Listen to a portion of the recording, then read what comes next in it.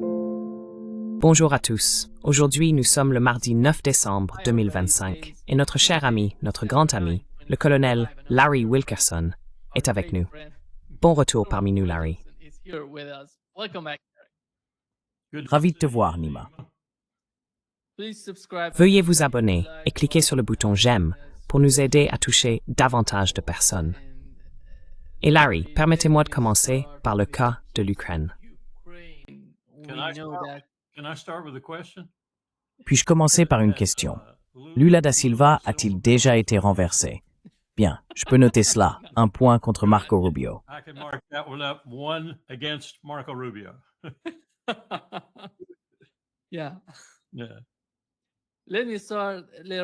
Oui, laisse-moi commencer, Larry. Parlons de ce qui se passe avec le dossier de l'Ukraine.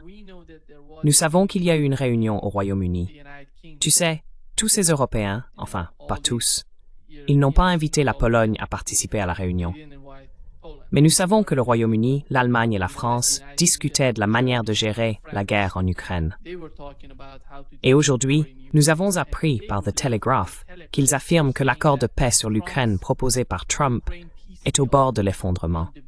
Il se passe quelque chose en Europe, et voici ce que Merz a dit, Larry. Here is what Merz said, Larry. Je n'ai aucun doute quant à notre soutien à l'Ukraine, et c'est ce que nous défendons fermement. L'issue reste ouverte. Je suis sceptique à propos de certains détails que nous voyons dans les documents provenant du côté américain, mais nous devons en discuter. C'est pour cela que nous sommes ici. Merci pour votre invitation. Merci. Merci beaucoup.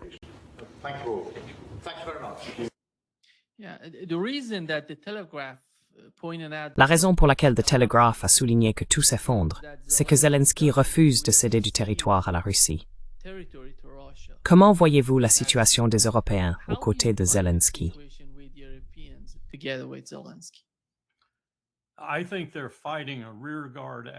Je pense qu'ils mènent une action de retardement contre un fait accompli. Et je pense que ce qu'ils font est très dangereux, car ils vont se retrouver dans une mauvaise position. Je précise que nous parlons ici surtout de Merz, Macron et Starmer, mais aussi d'autres, comme le secrétaire général Mark Rutte. Ils ne se laisseront aucun terrain de repli lorsque tout s'effondrera complètement. Maintenant, peut-être que cela aura un effet positif. J'aurais tendance à penser que ce sera négatif, mais ça pourrait être positif.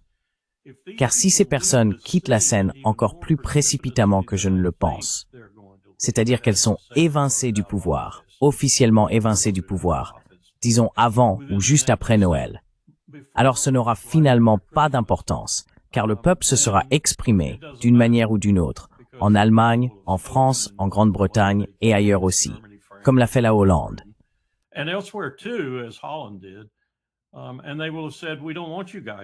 Et ils auront dit, nous ne voulons plus de vous. Ce sont principalement des hommes, il y a quelques femmes parmi eux. Nous ne voulons plus de vous. Vous parlez de dépenser 5% de notre argent pour la guerre, pour les armements et la défense. Votre euphémisme pour tout cela. Nous n'aimons pas ça. Nous n'aimons pas ça. Nous aimons les systèmes sociaux que nous avons. Nous aimons les soins de santé. Nous aimons l'éducation. Nous aimons les bonnes routes. Nous aimons tout ce que nous avons. Nous, les Danois, sommes élus le peuple le plus heureux du monde chaque année ou presque. Nous ne voulons pas que cela change. Alors ces gens vont être évincés. Mais ils peuvent, comme un éléphant mourant qui piétine encore beaucoup d'herbe, causer des dégâts avant de partir. J'espère que ce sera minime. J'espère que ce ne sera que des dégâts pour eux-mêmes, en particulier pour ces trois personnages, Merz, Starmer et Macron, parce qu'ils sont de piètres dirigeants européens.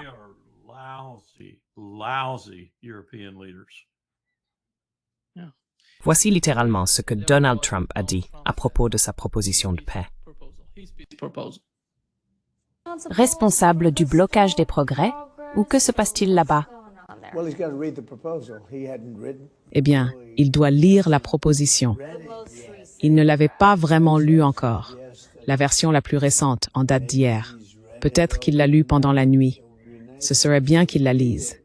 Vous savez, beaucoup de gens meurent, donc ce serait vraiment bien qu'il le fasse. Ses collaborateurs ont adoré la proposition. Ils l'ont vraiment appréciée. Ses lieutenants, ses principaux responsables, ils l'ont aimé. Mais ils ont dit qu'ils ne l'avaient pas encore lu. Pensent qu'il devrait trouver le temps de la lire. Il.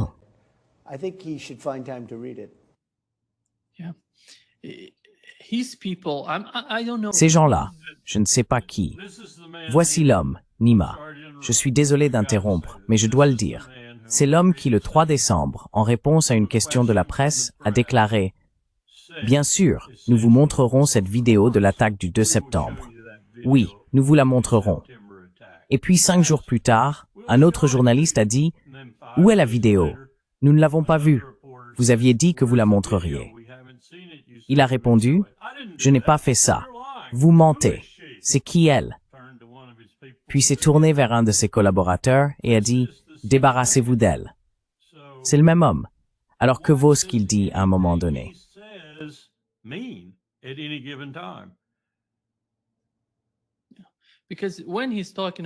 Parce que quand il parle de son peuple, le peuple de Zelensky, je suppose qu'il parle, vous savez, d'Umarov.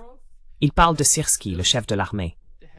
Je ne vois pas ces gens-là être d'accord avec ce dont parle Don Frum.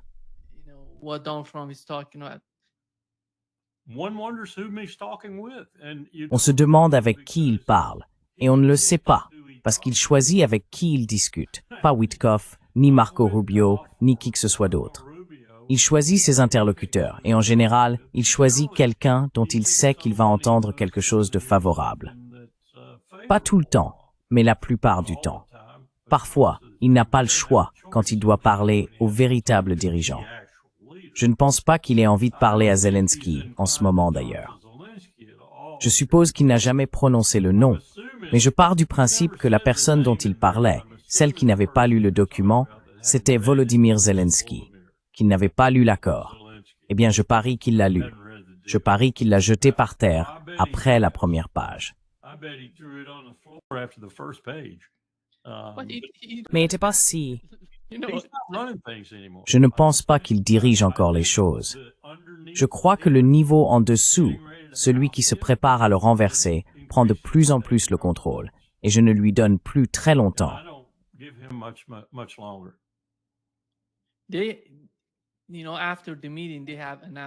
Vous savez, après la réunion, ils ont annoncé, les Européens avec Zelensky, qu'ils avaient élaboré une contre-proposition soutenue par l'Europe. Et il semble qu'ils vont l'envoyer aux États-Unis aujourd'hui. C'est ce qu'a rapporté le Telegraph. On pourrait supposer que si Zelensky refuse d'accepter la réalité territoriale de l'Ukraine, la partie orientale de l'Ukraine, alors il n'y a plus d'accord possible. Et il ne semble pas que les Européens aient l'intention de faire pression sur Zelensky. Je ne vois pas comment Donald Trump peut gérer cela.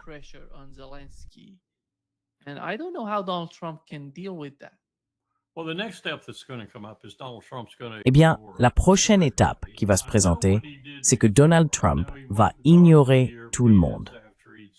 Je sais ce qu'il a fait auparavant. Je sais qu'il est allé parler aux Européens après avoir dit ce qu'il avait dit à la suite du sommet d'Alaska, et apparemment, les Européens l'ont convaincu de faire quelque chose de différent. Et maintenant, il est revenu sur sa trajectoire initiale, je pense, la même que celle de Poutine. Et Donald Trump est tellement imprévisible qu'on ne sait jamais ce qu'il va faire à un moment donné. Mais je pense que cette fois, il est simplement enclin à tourner le dos aux Européens. Il est simplement enclin à dire, par exemple, ce serait le pire des cas, mais il est simplement enclin à dire « Allez au diable, Zelensky. Allez au diable, Macron, Starmer, Merz. Vous tous, je m'en vais. »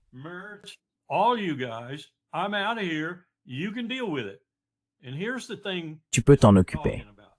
Et voici de quoi tu parles. Tu parles d'argent venant des États-Unis pour des armes destinées à l'Europe, qui n'a pas d'argent pour les payer, pour des armes destinées à l'Ukraine, qui n'a pas de soldats pour les utiliser. C'est absurde. Et les Européens font preuve d'une stupidité obstinée. Ce n'est pas une nouvelle attitude de leur part, du moins pas récemment. Mais ils pourraient simplement dire « J'en ai assez. C'est fini. Poutine, fais ce que tu as à faire.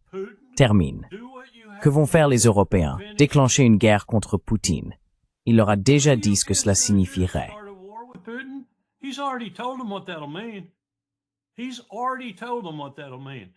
Il leur a déjà dit ce que cela signifierait.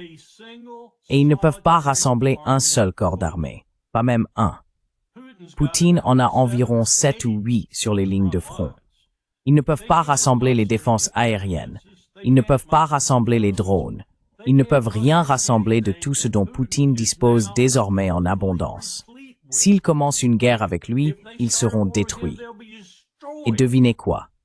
L'OTAN ne fonctionnera pas dans le sens où les États-Unis interviendraient, pas avec Donald Trump à la barre. Il joue donc un jeu très dangereux ici. C'est un jeu désespéré qu'il joue. Et c'est idiot, c'est stupide, dangereux.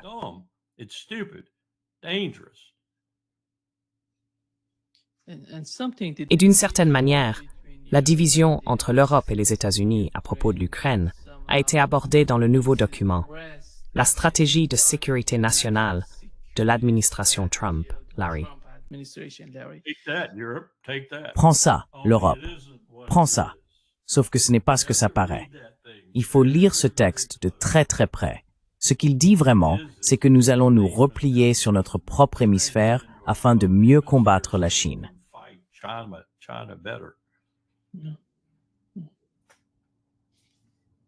Oui, je ne sais pas qui. Je me souviens que lorsque Olaf Scholz était au pouvoir en Allemagne, on se demandait, c'est qui ce type? Pourquoi agit-il de cette façon? Et aujourd'hui, avec Merz, c'est incroyablement pire. Tu sais, Bloomberg a rapporté que l'Allemagne allait allouer un montant record de 52 milliards pour l'achat d'armes destinées à l'Ukraine. Ces types vendent littéralement l'Allemagne juste par haine envers la Russie. Tu as raison. Et à qui vont-ils donner ces armes?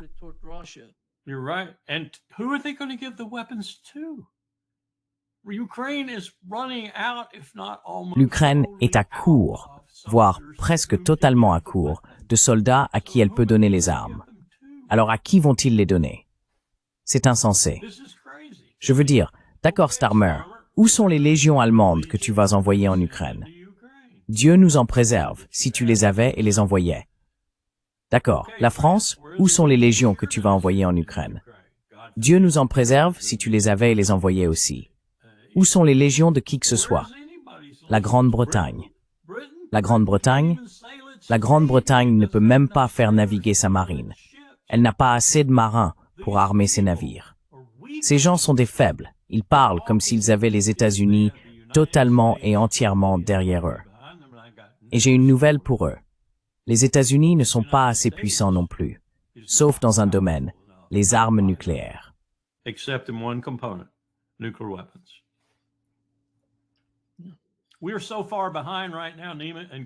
Nous avons énormément de retard en ce moment, Nima, et j'ai justement consulté la liste ce matin. Fournir à nos alliés signataires, nos alliés liés par traité, les armes que nous leur avons promises, de Taïwan au Japon, à qui que ce soit d'autre que tu veuilles mentionner. Nous sommes tellement en retard, et nous ne nous procurons pas non plus ces armes pour nous-mêmes. C'est la première priorité, ou du moins, c'est censé l'être. Qui est le géant dans tout cela, dans le contexte immédiat de l'Ukraine? La Russie est le géant. Avec tous les feux au vert, toutes les horloges réglées, une économie solide, une bonne base industrielle de défense. Tous ces mensonges que les gens de ce pays racontent, ce sont des mensonges dangereux, car ils amènent les gens à croire qu'ils font face à une situation différente de la réalité.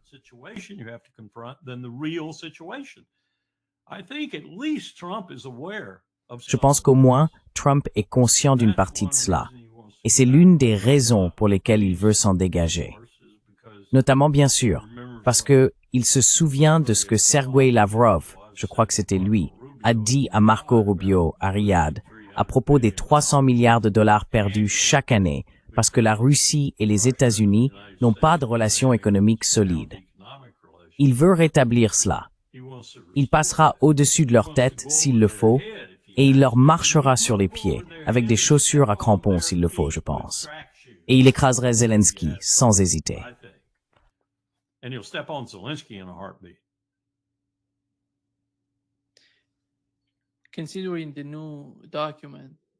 En tenant compte du nouveau document, la NSS, la stratégie de sécurité nationale, Larry, quelle est ta compréhension de l'OTAN? Qu'est-ce qui est important en termes de politique en Ukraine? Nous savons que Donald Trump essaie, d'une certaine manière, de transférer la charge et de la faire peser sur les épaules des Européens. Mais après tout, en considérant l'OTAN et son avenir, quel est le message?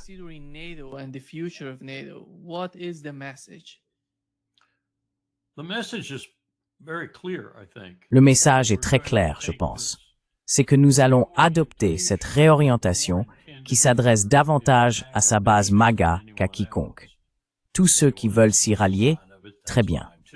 Mais ce qu'il dit vraiment, c'est que nous allons faire tout cela en mettant l'accent sur l'hémisphère occidental, alors que ce n'est qu'un camouflage pour le fait que nous ne le faisons pas pour protéger l'Europe, ni même pour protéger nos autres alliés.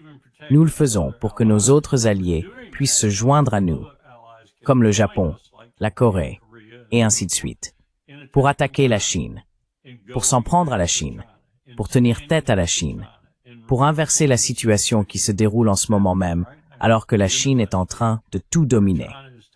La Chine a la meilleure économie du monde, la plus grande économie du monde.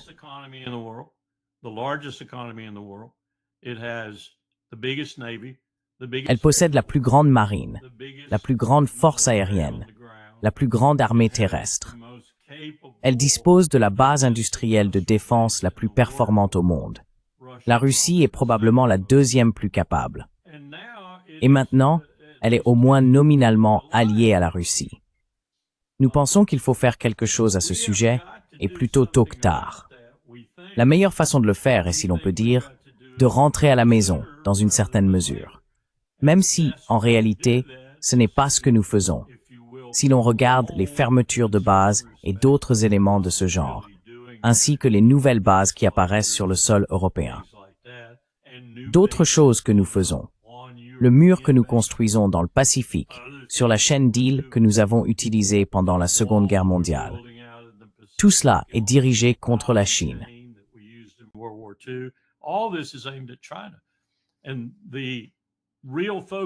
Et la véritable priorité dans cet hémisphère, notre hémisphère, le vôtre et le mien, l'hémisphère occidental, la véritable priorité en Amérique du Sud et en Amérique latine en général, mais surtout en Amérique du Sud, vient du fait que Poutine a déjà, en 2024, démontré que la doctrine Monroe était inefficace.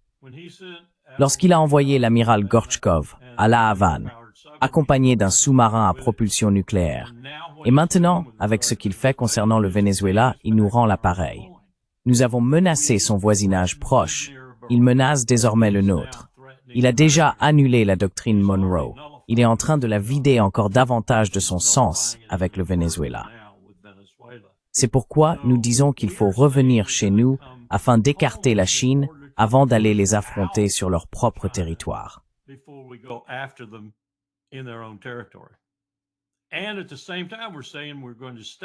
Et en même temps, nous disons que nous allons rester aux côtés de nos alliés dans la mer de Chine méridionale, la mer la plus fréquentée du monde aujourd'hui en termes de transport maritime et de flux économiques à sa surface, et ainsi de suite. Nous disons que nous allons maintenir le Japon, les Philippines, la Corée et d'autres dans cette structure d'alliance là-bas. Et nous allons rester dans la mer de Chine méridionale. Nous n'avons rien dit à propos d'un retour de la mer de Chine méridionale. Il s'agit d'avoir une présence avancée afin que lorsque nous affronterons la Chine, nous puissions le faire à partir d'une position de force plutôt que de faiblesse. C'est tout l'enjeu de cette stratégie.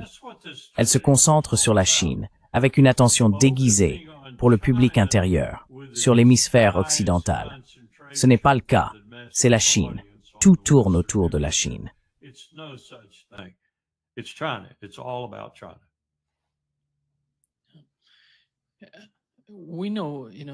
Nous savons que Donald Trump a dit « Je vais revenir dans l'hémisphère occidental ».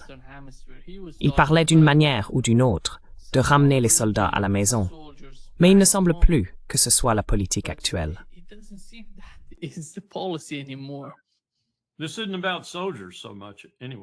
De toute façon, il ne s'agit pas tant des soldats. Quand on parle de la Chine, il s'agit surtout des forces aériennes et navales. pas vraiment des soldats. Mes marines m'ont offert une tasse lorsque nous avons terminé la dernière promotion, et tout autour était inscrit Marine Corps War College.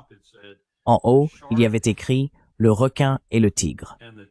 Cette tasse représentait la métaphore que nous utilisions dans nos exercices.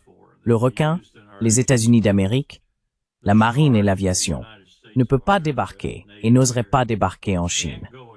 Et l'éléphant, ou l'ours, selon l'image que l'on préfère pour la Chine, ne peut pas entrer en mer, car nous aurions traité leur marine et leur aviation de telle manière que la majeure partie de ce qu'il leur resterait serait leur force terrestre. Alors, que fait-on dans ce cas?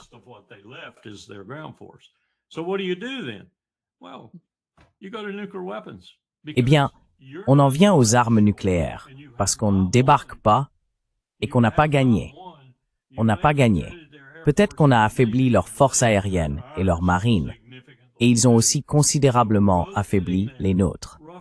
Donc nous sommes tous les deux là, à peu près sur le périmètre de la mer de Chine méridionale, et nos forces aériennes ont été réduites d'un tiers ou plus, nos navires réduits, nos sous-marins réduits d'un tiers ou plus, et nous nous faisons face. Imaginez la scène, nous sommes dans la mer de Chine méridionale, peut-être à la ligne des 9 traits. Nous n'osons pas aller plus loin. Ils ne s'aventureront pas avec leur flotte car ils en perdraient davantage.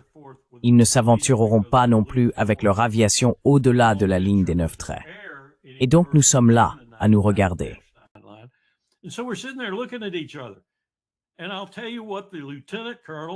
Et je vais vous dire ce que le lieutenant-colonel, ou le colonel, dans le jeu de guerre dit à ce moment-là, nous devons utiliser des armes nucléaires. Et les dirigeants civils dans le jeu de guerre répondront, non, nous n'irons pas jusque-là. Eh bien, aujourd'hui, nous avons des dirigeants civils dont je ne suis pas sûr qu'ils diraient cela. Donc, nous parlons d'un conflit nucléaire. C'est bien de cela qu'il s'agit. Et comme je vous l'ai déjà dit, nous avons dans les laboratoires des gens, de jeunes gens, extrêmement qualifiés sur le plan technique. Nous avons au Pentagone des personnes qui parlent maintenant, par exemple, d'une première frappe, anéantir toute riposte, survivre ensuite et en sortir victorieux. Nous parlons de la guerre nucléaire comme d'un outil de la guerre moderne. Et c'est à cela que cela conduit. C'est à cela que mène cette stratégie.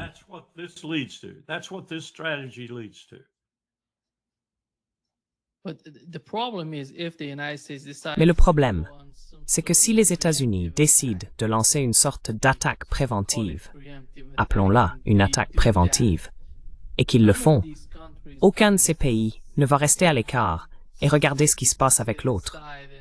Vous savez, je parle de la Russie et de la Chine. S'ils frappent la Chine, la Russie ne va pas rester silencieuse à ce sujet. Ils ne vont pas rester muets là-dessus.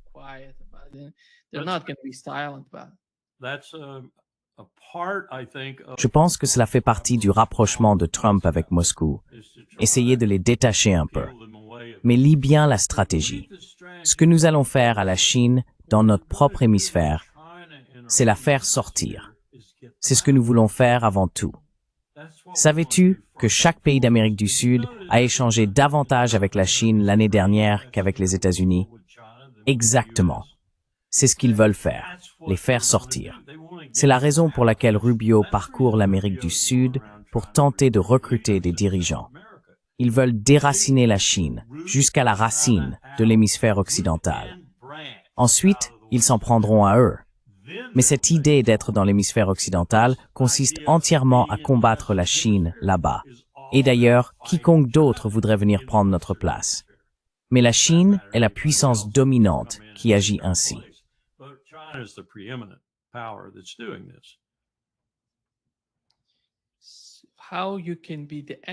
Comment peux-tu être l'ennemi de tous ces pays? Je ne comprends pas, Larry, car il doit bien exister une sorte d'alternative à leur politique. Jusqu'à présent, je n'ai rien vu qui semble vraiment réussir. Ça ne fonctionne pas. Ça ne trouve pas d'écho ici au Brésil.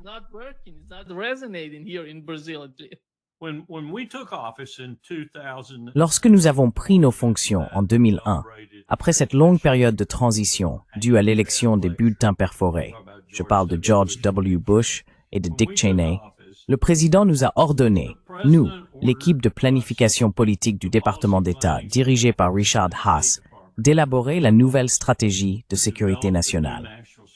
2 ans plus tard, nous n'en avions toujours pas. Vous savez pourquoi? Parce que chaque ébauche que nous rédigions au département d'État et que nous envoyions à la Doa Rice, la conseillère à la sécurité nationale, elle refusait de l'accepter. Alors qu'a-t-elle fait? Au bout d'environ 18 mois, Haass en a eu assez, nous aussi, et elle a chargé son propre personnel du Conseil de sécurité nationale de rédiger la stratégie de sécurité nationale.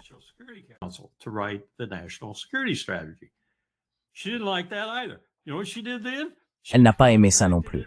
Tu sais ce qu'elle a fait ensuite? Elle a confié le travail à un groupe civil. Tu veux parier sur ce que Trump et Hegseth ont fait? Pense au projet 25. Pense au groupe Heritage.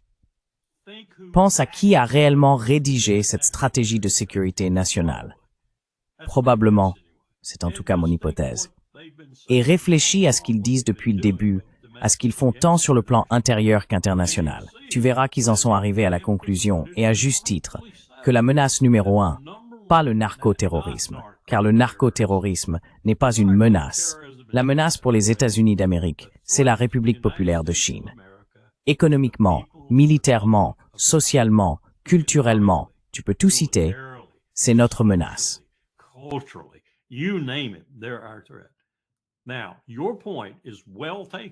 Votre point est bien compris. Mearsheimer et Walt n'ont pas besoin d'avoir raison. Vous savez, les réalistes n'ont pas besoin d'avoir raison. Rien n'est gravé dans le marbre disant qu'ils ont raison, quoi qu'il arrive. Nous n'avons pas besoin d'une guerre.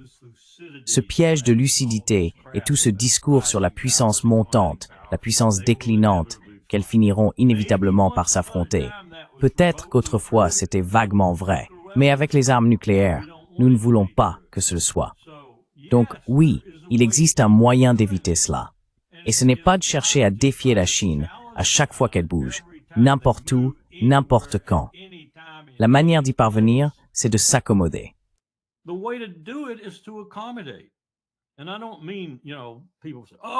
je ne veux pas dire, les gens disent, oh eh bien c'est ce que Neville Chamberlain a fait avec Hitler, et regarde ce que ça a donné. Je ne parle pas de ce genre d'accommodement. Je parle du fait qu'il faut reconnaître que le pouvoir décline en Occident et se déplace vers l'Orient, et qu'il faut gérer cela comme les empires l'ont toujours fait dans l'histoire lorsqu'ils y étaient contraints. On continue d'avancer, on gagne de l'argent, l'économie prospère. On traite avec l'ennemi potentiel, il traite avec vous. On règle les choses sur le plan diplomatique, économique, financier, et ainsi de suite. On ne part pas en guerre. Rien ne prédestine les humains à faire la guerre, sauf la stupidité la plus grossière. Et Dieu sait qu'il y en a beaucoup dans le monde.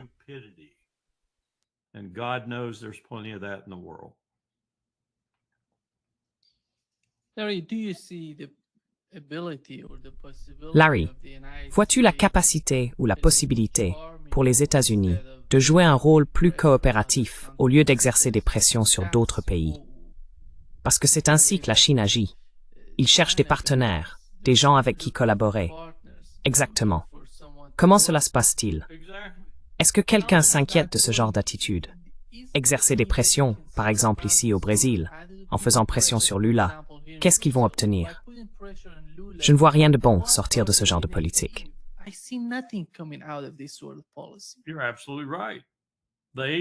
Tu as tout à fait raison. Ils considèrent cela comme un jeu à somme nulle. S'ils gagnent, nous perdons. Si nous gagnons, ils perdent. Personne ne s'assoit pour dire « trouvons une situation gagnant-gagnant ». Le plus souvent, c'est possible. L'un gagne, un autre gagne un peu, un autre gagne beaucoup, peu importe. Mais au bout du compte, une bonne diplomatie signifie que les deux parties finissent avec un niveau de vie raisonnable et une juste opportunité de développer leur peuple à leur manière. Ces conneries sur la démocratie libérale devraient être jetées aux flammes. Si la Chine veut diriger son pays de cette façon, si la Russie veut diriger son pays de cette façon, si le Brésil veut diriger son pays de cette façon, qu'il en soit ainsi. Qui sommes-nous pour dire aux autres comment gérer leurs États? Vivons en bonne entente.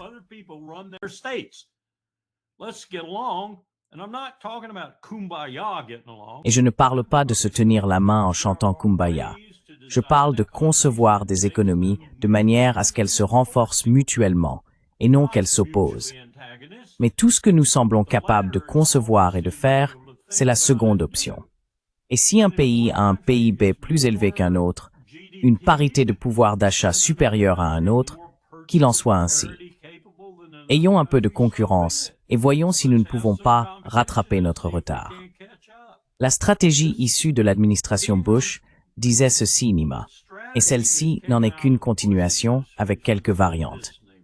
Elle disait « Nous avons gagné la guerre froide, nous sommes les champions du monde, nous sommes au sommet de la montagne.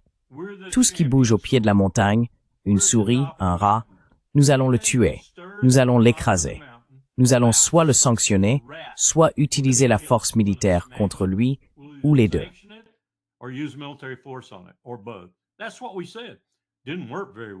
C'est ce que nous avons dit. Ça n'a pas très bien marché. En fait, ça n'a pas du tout bien marché. En réalité, il y a aujourd'hui plus d'Al-Qaïda dans le monde, à cause de la guerre mondiale contre le terrorisme, qu'il n'y en avait avant le 11 septembre. Il y a plus de membres d'Al-Qaïda sur Terre maintenant qu'avant le 11 septembre. Cela ne fonctionne tout simplement pas. Mais nous ne semblons pas le savoir. Nous ne semblons pas savoir comment traiter avec les autres peuples du monde, comme nous avons dû le faire pendant environ 150 ans, à l'époque où nous n'étions pas le grand chef du quartier. Nous nous en sortions plutôt bien. Nous avons traité avec l'Empire français, l'Empire britannique, l'Empire espagnol, l'Empire russe, et nous nous en sortions assez bien. Maintenant, nous sommes l'Empire dominant, et nous ne parvenons à nous entendre avec personne. Cela n'a pas beaucoup de sens, sauf que c'est généralement ainsi que les Yankees font les choses.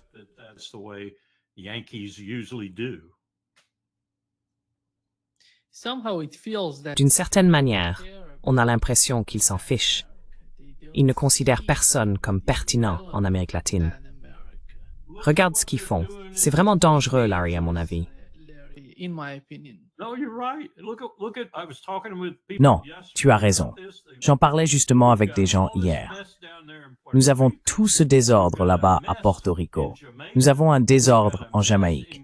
Nous avons un désordre à Cuba. Nous avons un désordre à cause de Melissa et d'autres ouragans qui l'ont précédé.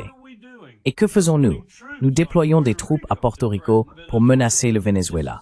C'est absurde. Même George W. Bush, en 2003, quand Bam a été frappé par un tremblement de terre en Iran, 30 000 personnes sont mortes, 200 000 ont été blessées.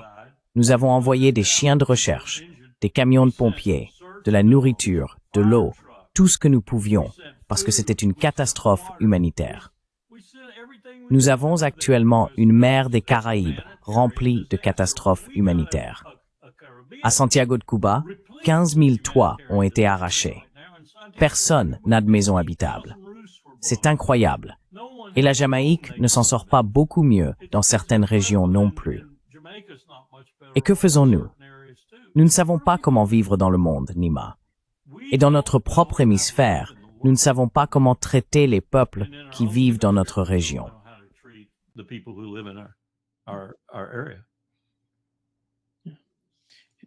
Voici ce que Donald Trump a dit à propos de Maduro, Larry. Les jours sont comptés et les États-Unis pourraient bientôt frapper le territoire vénézuélien. Pourrait-on réellement voir des troupes américaines sur le sol du Venezuela? Je ne commente pas là-dessus. Je ne dirais ni dans un sens ni dans l'autre. Je peux dire ceci, il nous a envoyé des millions de personnes, beaucoup venant des prisons, beaucoup de trafiquants de drogue et de barons de la drogue, des personnes issues d'institutions psychiatriques. Il les a envoyés dans notre pays quand nous avions un président très stupide, vous le savez. Biden est une personne à faible QI, surtout de nos jours. Je veux dire, il avait déjà un faible QI il y a 30 ans, mais il est particulièrement limité maintenant. Et ce qu'il a fait à notre pays n'est pas bon. Tren de Aragua, les gangs, l'un des gangs les plus violents du monde. Vous avez verrouillé la frontière. Non, il a envoyé beaucoup de ces personnes Et il a aussi envoyé beaucoup de drogue. Donc nous verrons bien comment tout cela se passera. Het afvikhay. Je peux get this guy. It's Het is een jongens. right. Il y a à peu près autant de menaces pour les États-Unis de la part des narco-terroristes, comme ils les appellent, et Hegseth en a fait une sorte de terme consacré, qu'il y en aurait du golfe du Mexique déclenchant une avalanche à travers le Texas jusqu'à la frontière canadienne. C'est absurde. C'est ce que George W. Bush a fait. Mais au moins George W. Bush avait une certaine justification, pourrait-on dire. 3000 Américains étaient morts. Des milliards de dollars de dégâts causés. Tout cela par une bande de terroristes d'Al-Qaïda qui ont détourné des avions. La plupart de cela était de notre faute d'ailleurs. Mais malgré tout, ils ont causé des dégâts. Il était en colère et il devait agir. C'est absurde. Tout ce qu'il vient de dire sur le Venezuela ou sur n'importe quel autre pays, étant responsable de toutes ces personnes mal intentionnées entrant aux États-Unis et faisant tout cela est tout simplement absurde.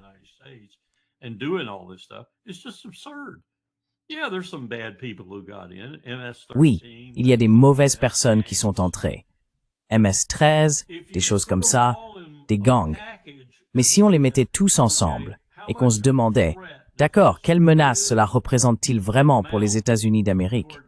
Ce serait moins de 0,001%. Cela ne s'enregistrerait même pas sur l'échelle de Richter, pour ainsi dire. Et pourtant, on en fait tout un plat, on en fait une montagne à partir d'une taupinière, en d'autres termes. Mais nous avons fait la même chose dans mon administration avec le terrorisme. Nous avons dit à George W. Bush, tu ne peux pas utiliser l'instrument militaire contre ces gens. Tu vas en faire des guerriers. Nous avions déjà traité ces personnes par le passé, par le droit, par le système judiciaire. Nous les mettions en prison, là où ils doivent être. Ce sont des criminels, pas des guerriers. Qu'avons-nous fait? Nous en avons fait des guerriers.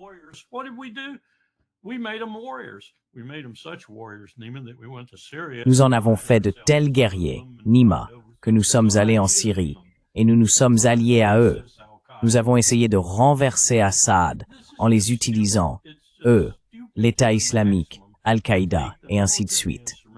C'est donc tout simplement stupide. C'est stupide au plus haut point de prendre l'instrument militaire et de l'appliquer contre quelque chose d'aussi informe et qui ne représente pas vraiment une menace significative comme nous le faisons actuellement. Regardez à quoi cela a conduit. Des violations massives du droit international, des violations de notre propre constitution, de notre droit interne, des violations du code uniforme de justice militaire. Et cela conduit à une contamination de nos forces armées, car on voit maintenant tant de personnes de haut rang aller dans ce sens. Chacune d'entre elles devrait se lever et se faire entendre dès maintenant. Chacune d'entre elles. Et elles ne le font pas, tout comme elles ne l'ont pas fait à Quantico lors de cette réunion.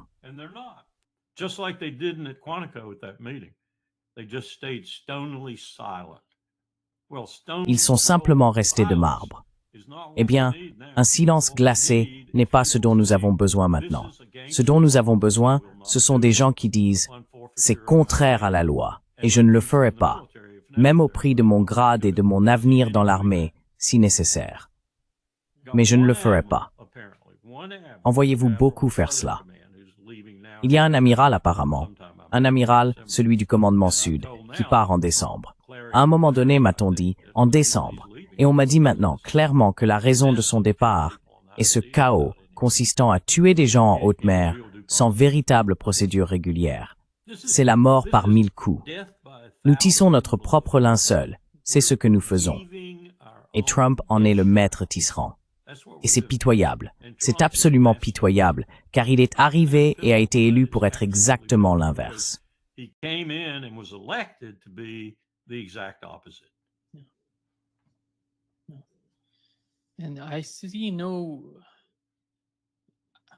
je ne vois aucune identité chez Pete Hegseth. Je vois quelqu'un qui peut changer comme le vent. Tu sais, quand il passe de la gauche à la droite, il change.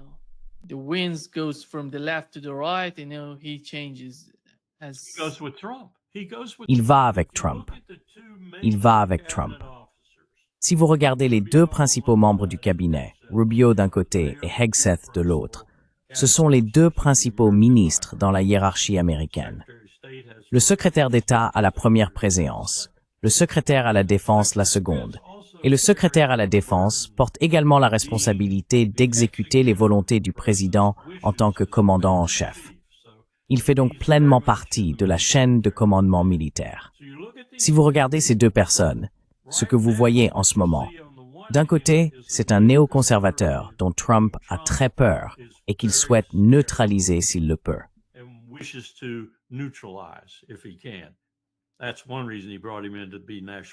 C'est l'une des raisons pour lesquelles il l'a nommé conseiller à la sécurité nationale pour l'avoir un peu plus près de lui. L'autre, c'est un flagorneur par excellence. Regardez-le, il écoute chaque mot du président pour s'assurer qu'il ne le contredit pas et pour que ce qu'il dira ensuite soit en accord avec ce que Trump a dit. Ce n'est pas facile avec Trump, de plus en plus difficile, car il a tendance à changer d'avis d'une minute à l'autre, comme l'ont montré les entretiens des 3 et 8 décembre. Je n'ai pas dit ça. Vous mentez. Faites-la sortir d'ici. Ce n'est pas une bonne journaliste.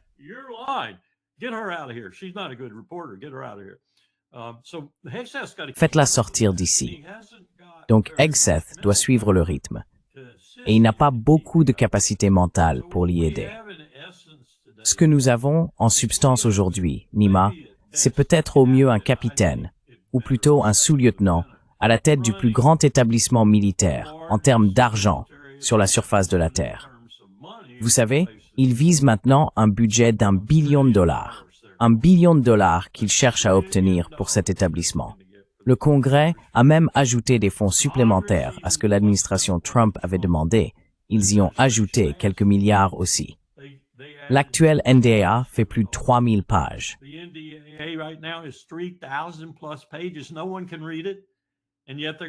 Personne ne peut le lire. Et pourtant, ils vont faire passer ce truc. Et les tuyaux vont s'ouvrir pour Lockheed Martin et Raytheon et tous les autres. Pardon, RTX. Et nous allons repartir pour une nouvelle année de désastre, en polluant le Pentagone avec trop d'argent distribué à une bande d'officiers généraux incapables de retrouver leur cul en pleine tempête. C'est horrible. Et nous sommes là à pontifier sur toutes ces stratégies qui, à cause de notre taille, Nima, et de l'argent qui soutient cette taille, aussi endettée soit-elle, vont faire du mal à beaucoup de gens. Nous allons faire énormément de mal à des gens en Amérique du Sud, dans les Caraïbes, dans le Pacifique, peut-être ailleurs. Nous allons faire beaucoup de mal à des gens.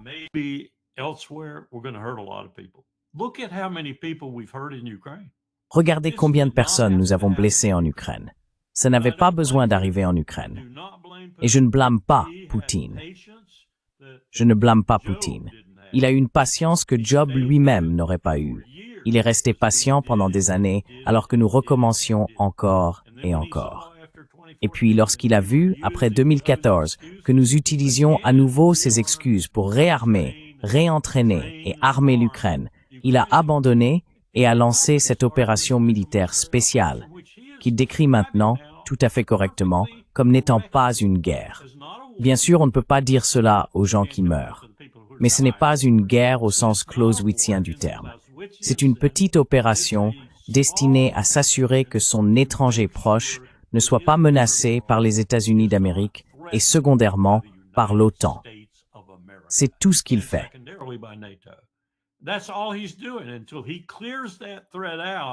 Tant qu'il n'aura pas éliminé cette menace, il ne sera pas satisfait. Et il a dit exactement quel serait le prix pour la neutraliser. C'est le coût du territoire qu'il a déjà conquis. Si vous hésitez plus longtemps, il prendra Odessa et toute la vallée du Dniepr. Et alors, vous ne pourrez même plus expédier quoi que ce soit, encore moins l'acheminer jusqu'à un port. Bon, l'Europe, dites-moi que vous allez défier cela. Dites-moi que vous allez agir. Ce que vous risquez, c'est la guerre, et je vous écraserai aussi. Mais le problème, bien sûr, c'est que vous pourriez vous retrouver dans une situation qui mènerait à coup sûr aux armes nucléaires.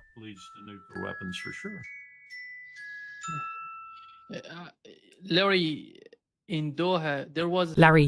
à Doha, il y a eu un sommet sur la situation au Moyen-Orient et un analyste européen y participait.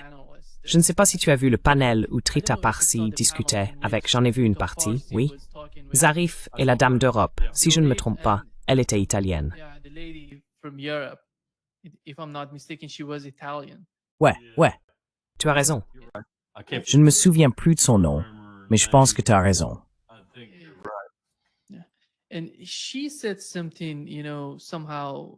Et elle a dit quelque chose comme, vous savez, c'est incroyable pour moi qu'après 4 ans de conflit en Ukraine, vous considériez l'Ukraine comme la première priorité de l'Europe. Qui a pris cette décision? Pourquoi l'Ukraine est-elle la première priorité? Est-ce vraiment si vital pour l'avenir de l'Europe? Ils ne font pas partie de l'UML. Ils ne font pas partie de l'OTAN. L'Ukraine faisait partie de la Russie, historiquement partie de la Russie. C'est en train de devenir le plus grand problème de l'Europe en ce moment. Qui en décide?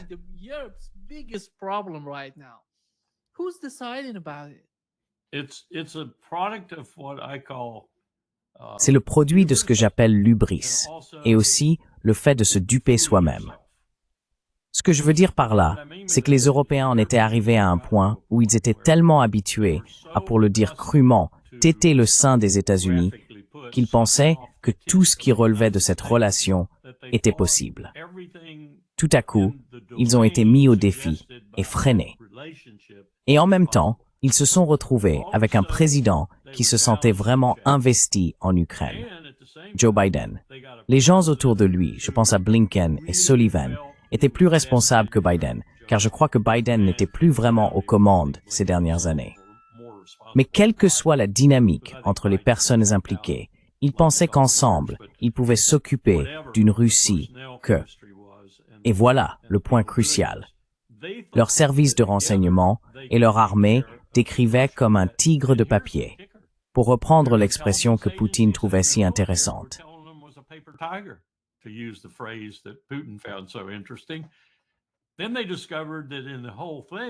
Puis ils ont découvert que dans toute cette affaire, le tigre de papier, c'était l'OTAN. Ils ont donc dû de nouveau s'appuyer sur les États-Unis. Cet appui a aidé pendant un certain temps. Mais ensuite, tout à coup, nous avons eu Trump et nous avons assisté à un éloignement de l'Ukraine. Il aurait dû agir beaucoup plus vite, de manière vraiment tranchante et rapide, les prendre par surprise et le faire. Maintenant, il leur a donné l'occasion, dans l'intervalle, de semer le désordre. Ils sont tellement impliqués, tellement investis, et je parle de l'UMember, de l'OTAN et des pays européens individuellement. Ils sont désormais tellement investis dans tout cela que c'est devenu une partie d'eux-mêmes. Et c'est quelque chose que les gens ont du mal à comprendre. Moi aussi, jusqu'à ce que j'atteigne les plus hauts niveaux de prise de décision.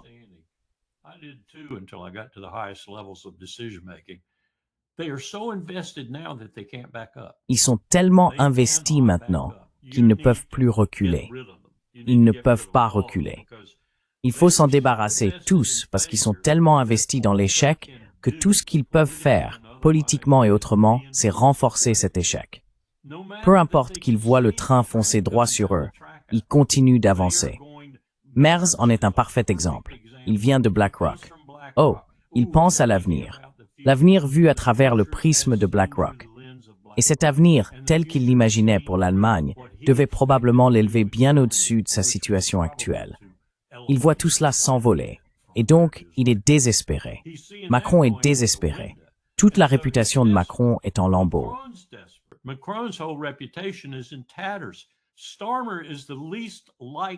Starmer est, à mon avis, le Premier ministre le moins apprécié de l'histoire britannique. Et les statistiques le montrent assez clairement. Ils sont donc tous investis dans un échec monumental. Tout ce qu'ils savent faire, c'est s'entêter encore et encore. C'est tout ce qu'ils connaissent. C'est comme s'accrocher à un grand requin blanc qui à tout moment peut cesser de nager, se retourner et te dévorer. Tu ne sais pas comment lâcher prise. Tu ne peux pas lâcher prise. C'est ton requin. Tu l'as créé, tu l'as construit, tu l'as financé, tu l'as élu. Tu as tout fait pour le mettre dans cet océan, en te traînant avec lui. Tu ne peux pas le laisser partir. Il faut donc repartir de zéro. Ils doivent chasser toutes ces personnes et recommencer à neuf en Europe. Ce que je crains, c'est qu'il recommence dans les années 1930, plutôt que, disons, dans les années 1970 ou 1080. Rather than say the 1970s or 80s.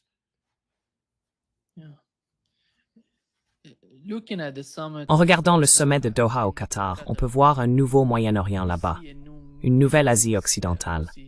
Les discussions qu'ils ont eues, le ton à l'égard d'Israël, même nous avons eu, vous savez, j'espère, oui. I hope, but I've J'espère. seen this kind of thing before. J'espère. I will admit, Mais j'ai déjà vu ce genre de choses auparavant. J'admets, pas de manière aussi uniforme que ce que nous voyons maintenant. Nous en voyons davantage. Et quand ce ministre des Affaires étrangères omanais, je crois que c'était lui, a dit que le vrai problème dans la région, c'était Israël, il aurait pu ajouter « et le soutien des États-Unis à Israël ». Cela m'aurait rendu plus heureux. Il n'allait évidemment pas le dire. Oman est l'un des meilleurs acteurs diplomatiques de la région, et il n'allait pas le dire. Mais c'était bien son intention. Israël et les États-Unis sont les plus grands responsables, les perturbateurs de la paix, si l'on veut, dans la région. disturbers of the peace, if you will, in the region.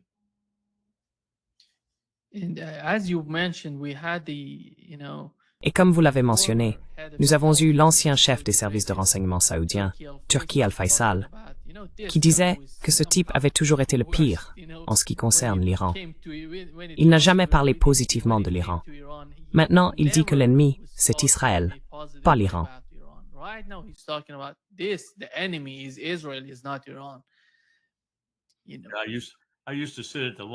J'avais l'habitude de m'asseoir à la table du déjeuner avec Turki Al-Faisal. Il était là, et le type du Washington Post était là aussi, ainsi qu'un certain David. Je ne me souviens plus de son nom de famille maintenant.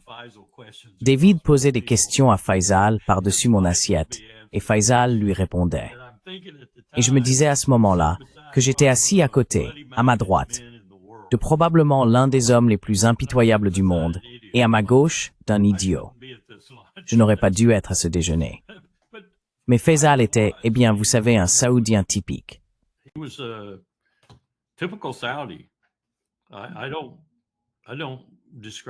ne décris pas le prince Bandar très différemment de cela d'ailleurs.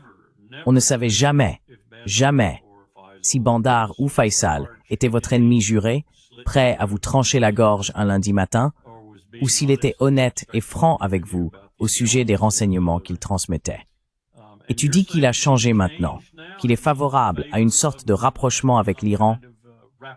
Oui, mais je serais très très prudent en traitant avec lui, comme je le serais avec n'importe quel Saoudien. Et c'est pas tant un stéréotype que, eh bien, un stéréotype. Je serais très prudent en traitant avec n'importe quel Saoudien, surtout les membres de la famille royale.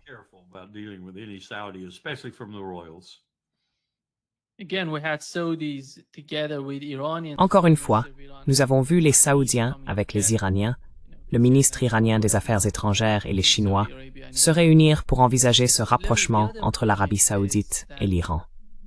Larry, l'autre point, c'est que l'on observe une sorte de haine croissante parmi, vous savez, les sionistes, Laura Loomer, par exemple, aux États-Unis envers le Qatar.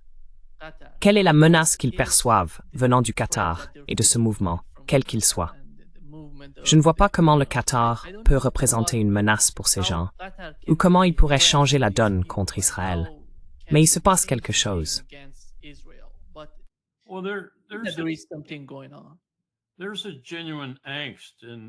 Il y a une véritable angoisse, et elle existait bien avant Trump en ce qui concerne le Qatar, parce qu'il joue un double, parfois un triple, voire un quadruple rôle. À un moment, ils seront du côté d'Israël, pour ainsi dire, et le moment d'après, ils mèneront des pourparlers secrets avec le Hamas. Puis, le moment suivant, ils seront du côté du Hamas et mèneront des pourparlers secrets avec Israël. Et ensuite, ils seront contre les deux, semant le trouble d'une manière qui fait que les deux y perdent d'une façon ou d'une autre. Donc, vous savez, je fais une généralisation sur les Arabes. Oui, je fais une généralisation sur les Arabes. Si vous avez beaucoup lu sur la situation de la Première ou de la Seconde Guerre mondiale dans cette région, les Britanniques et d'autres étaient souvent leurs propres pires ennemis. Mais malgré tout, Et c'est l'un des groupes les plus duplicitaires avec lesquels on puisse traiter.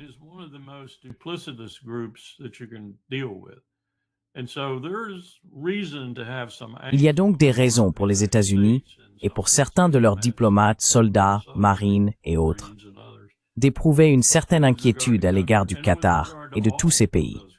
L'Arabie Saoudite, le Qatar, le Koweït, les Émirats Arabes Unis, la Petite Sparte, Bahreïn, où se trouve aujourd'hui notre 5e flotte.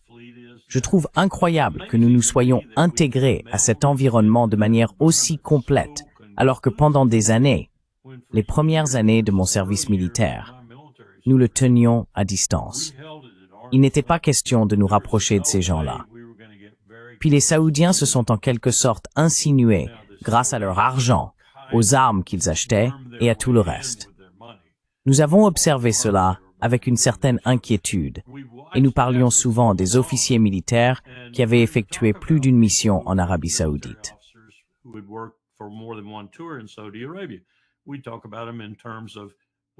On en parlait en disant « Surveille cette personne. Cette personne n'est plus digne de confiance. » Parce que les Saoudiens savaient comment les piéger. C'est vrai pour les autres aussi. Et j'ai vu ça se produire au Koweït après qu'on leur a sauvé la mise. Tu te souviens, pendant la première guerre du Golfe, j'ai reçu des souvenirs du Koweït, j'ai eu des billets de dollars du Koweït signés par l'émir, ce genre de choses. Oui, ce sont tes copains, tes amis, ils ont beaucoup d'argent. Mais il faut être très très prudent, parce qu'ils sont aussi d'une duplicité incroyable. Et c'est juste une caractéristique. Je ne les blâme pas d'être comme ça. C'est une caractéristique liée à la région où ils vivent, et au fait de vivre parmi les peuples avec lesquels ils doivent cohabiter, dont nous faisons partie.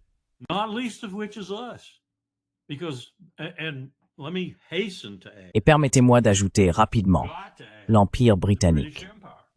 L'Empire britannique a tellement ravagé cette région que je ne suis pas sûr qu'elle s'en remette un jour, même en ce siècle. Je me souviens de ce que ce chef de station de la CIA à Beyrouth avait écrit à Washington lorsque nous le harcelions juste après la Seconde Guerre mondiale. Nous lui reprochions de ne pas surveiller les Soviétiques d'assez près et aussi de ne pas observer un peu mieux les Libanais, ni les Saoudiens. Et il s'est renversé dans son siège et a dit « Qu'est-ce que vous essayez de me dire au juste? L'ennemi ici, c'est la Grande-Bretagne qui essaie de rétablir son empire. » Je veux dire, c'était sincère, c'était la vérité. Et d'ailleurs, je crois que je vous l'ai dit, environ une semaine plus tard, il était dans un avion, je crois un C-47 qui volait quelque part en Afrique, et il s'est écrasé, le tuant sur le coup.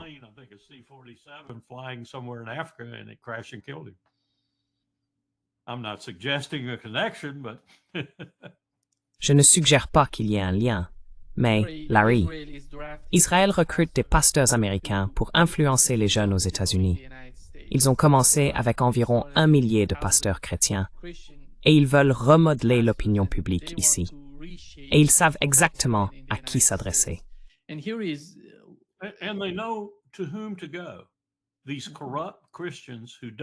Ces chrétiens corrompus qui ne connaissent pas Jésus-Christ mieux que mon pied gauche, c'est eux qu'ils visent. Ils ne s'en prennent pas aux vrais chrétiens. Les vrais chrétiens n'ont rien à voir avec eux. Ils s'en prennent aux chrétiens nationalistes, aux gens comme le groupe de John Hagee, Christians United for Israel. Ils s'en prennent aux chrétiens qui ne sont pas vraiment des chrétiens. Il y a des gens comme, par exemple, en ce moment, Tucker Carlson qui fulmine tous les jours. Ce ne sont pas de vrais chrétiens. Et ils sont des alliés parfaits, parfaits pour les sionistes. L'un des alliés les plus parfaits est notre ambassadeur là-bas, Huckabee, qui rencontre Jonathan Pollard et a probablement des paroles aimables pour Jonathan Pollard. Un traître pour de l'argent.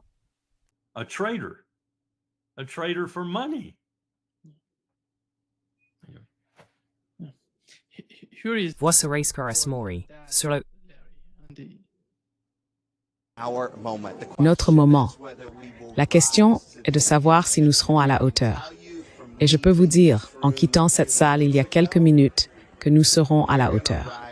Nous ne laisserons pas ce mal triompher cette fois. Les dirigeants israéliens encouragent les pasteurs à faire preuve d'audace et à exprimer leur gratitude pour leur soutien. Levez-vous et faites-vous entendre. Dites la vérité. Parlez aux jeunes. Exprimez-vous et faites-vous entendre. Je compte sur vous et je sais que vous ferez ce qu'il faut faire. C'est ce que notre destin exige. Ce n'est pas seulement le combat d'Israël, c'est un combat pour la civilisation. Nous faisons face à une lutte civilisationnelle semblable à celle des années 1930 entre le nazisme et le monde libre. Aujourd'hui, ce nazisme, c'est l'islamisme en coordination avec le communisme, dont l'expression moderne s'appelle le wokisme. Mais c'est la même chose. En coulisses, Shira Mills du musée Friends of Zion a contribué à rendre le sommet possible. Cela n'a jamais été fait auparavant. C'est quelque chose de très unique, très difficile. Mais nous y sommes. De mon point de vue, c'est miraculeux. I Matador Steps Needs et Tatuskis 10 000 pasteurs supplémentaires au cours des 36 prochains mois.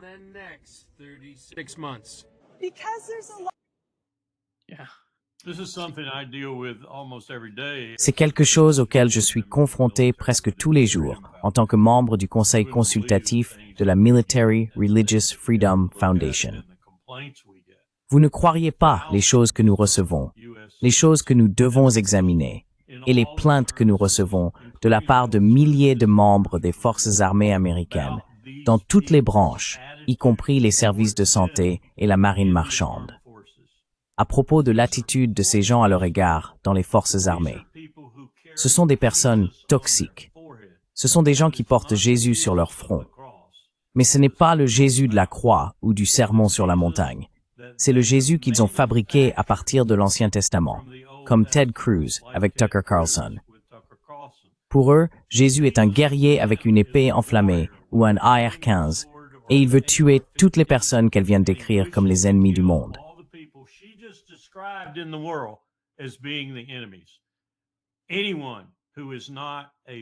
Toute personne qui n'est pas sioniste, un sioniste ultra-radical ou un nationaliste chrétien mérite de mourir. Elle n'ira pas au paradis. Et pourquoi ne pas s'en débarrasser avant que Jésus ne doive venir sur terre pour le faire? C'est leur attitude. Et nous en avons, Nima, bien trop dans ce pays aujourd'hui. Je pense que nous en avons un au poste de secrétaire à la Défense.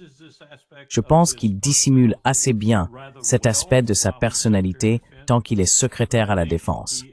Mais je crois qu'il fait partie de ces gens-là. Je pense que s'il en avait la volonté et le droit, il ferait du christianisme la religion nationale et il confierait à l'armée la mission de protéger cette religion.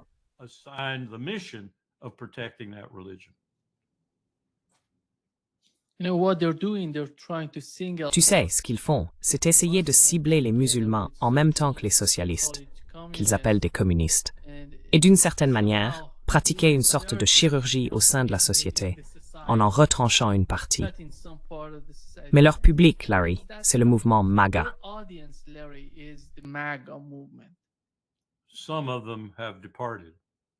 Certains d'entre eux sont partis, Dieu merci, et je pense que d'autres vont partir.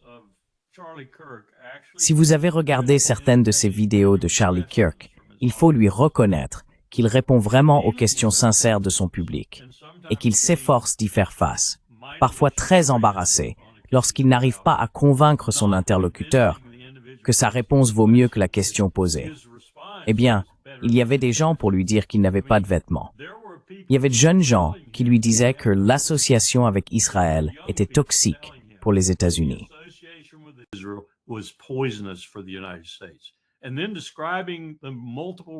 Et puis en décrivant les multiples raisons pour lesquelles c'était vrai, dont l'une était cette alliance entre des chrétiens zélés et des juifs zélés. Ils sont en train de perdre.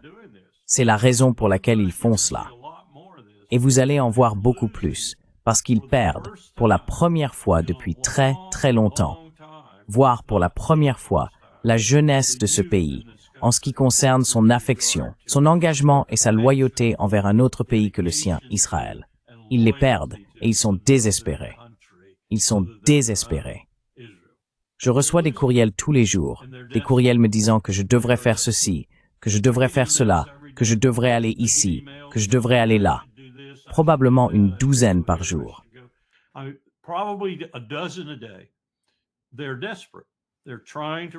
Ils sont désespérés. Ils essayent de recruter. Ils essayent de stopper l'hémorragie. Ils mettent la main dans le trou de la digue. Mais je pense que le flux d'eau à travers ce trou et d'autres devient trop fort pour qu'ils puissent l'arrêter. J'espère que c'est le cas, car c'est très dangereux pour nous. Comme nous le voyons avec cette rencontre Huckabee-Pollard, c'est inadmissible. Il aurait dû être rappelé, il aurait dû être retiré d'Israël. Il ne devrait plus être ambassadeur. J'ai combattu Trump avec acharnement à ce sujet. Je me suis battu durement là-dessus. C'est une énorme erreur d'avoir laissé faire sans agir.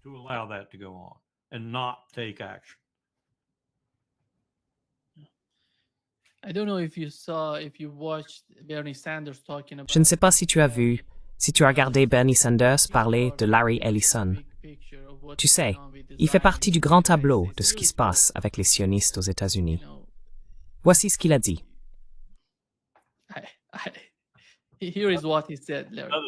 Encore un imbécile qui a donné à mes enfants des ordinateurs qui ont cessé de fonctionner au bout d'environ 6 mois et qui nous ont coûté plus cher à jeter qu'ils n'avaient jamais valu au départ. Bernie Sanders a dit cela, Larry.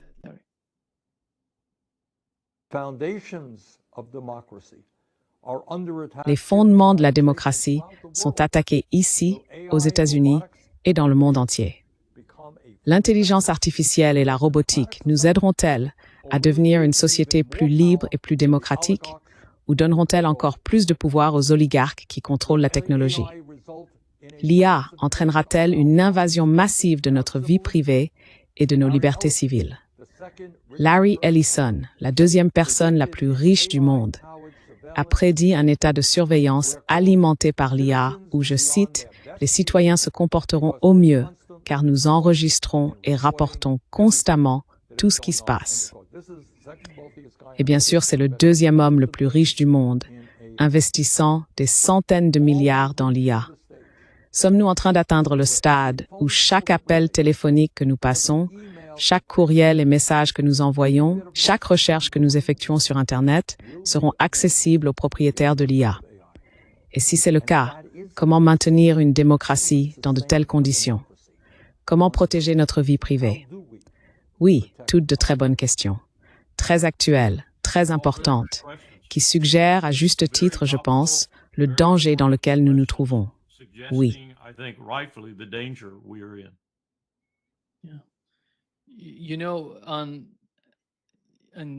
Tu sais, lundi, je parlais avec Larry Johnson.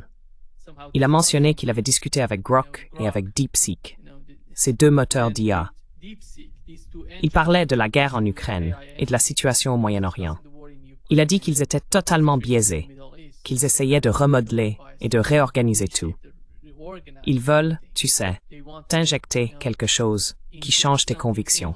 Larry, ils sont tellement puissants aujourd'hui dans tous les domaines qu'on peut imaginer. Ce n'est pas seulement à propos des guerres et de tout le reste. Ils essayent de remodeler toute la société. Je pense que ce dont Bernie Sanders parle est vraiment sérieux.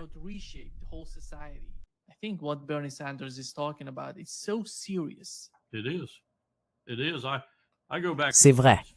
C'est vrai. Je reviens toujours à la science-fiction, dont je t'ai déjà parlé, je crois. Je pense que les auteurs de science-fiction, dans l'ensemble, en tant que genre, sont en réalité meilleurs que les historiens, surtout quand il s'agit de prédire l'avenir. Si tu regardes certaines œuvres de science-fiction qui ont été écrites et qui imaginent ce genre de futur, que ce soit Blade Runner ou, comment s'appelait celui avec Keanu Reeves, Matrix. Si tu les examines, je pense que tu vois des futurs possibles. Des types comme Larry Ellison et d'autres sont en train de concevoir cela pour nous, et c'est exactement ce dont Bernie venait de nous avertir. Je pense que c'est un avertissement tout à fait valable. Ces films que nous avons regardés et dont nous avons un peu ri, peut-être pris plaisir à cause de tout l'aspect science-fiction, les armes qui tuent tout le monde à vue et tout ça.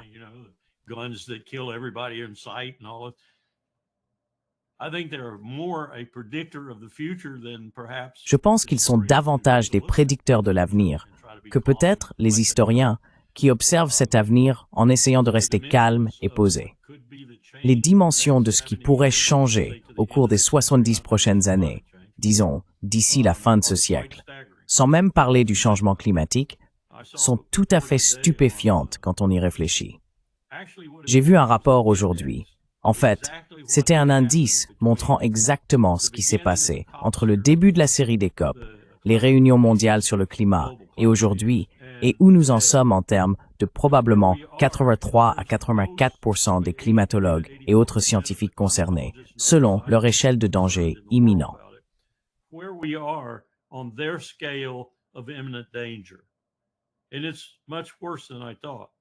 Et c'est bien pire que ce que je pensais.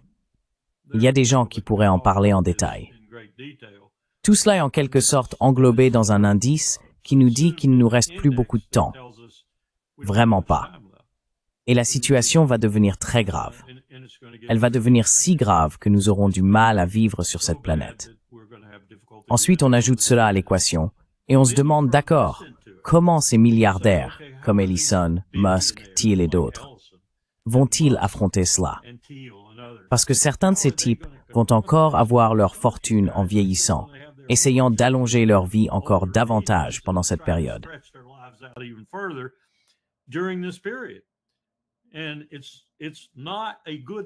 Et ce n'est pas une pensée rassurante quand on réfléchit à la manière dont ils pourraient utiliser cela et à ce qui accompagne les avancées technologiques, non pas pour sauver la planète, ni pour faire ce qu'il faudrait afin d'améliorer la vie de la majorité des gens et de préserver une certaine forme de démocratie, mais pour se sauver eux-mêmes, leurs clients et leurs cliques. C'est ce qu'ils feront, comme les riches l'ont toujours fait au cours de l'histoire. Et c'est effrayant quand on y pense. La technologie, le changement climatique et le risque de guerre nucléaire.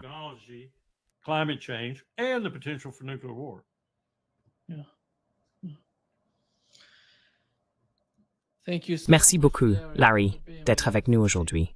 C'est un grand plaisir. C'est un peu sombre, mais enfin, je ne dirais pas toi et moi. Mais moi, en tout cas, je ne serai certainement plus là pour voir tout cela.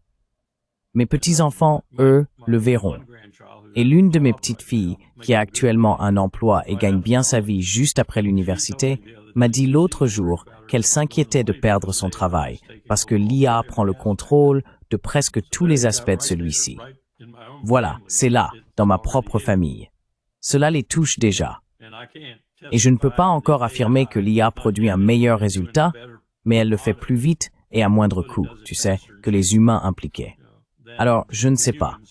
L'avenir s'annonce très passionnant à bien des égards.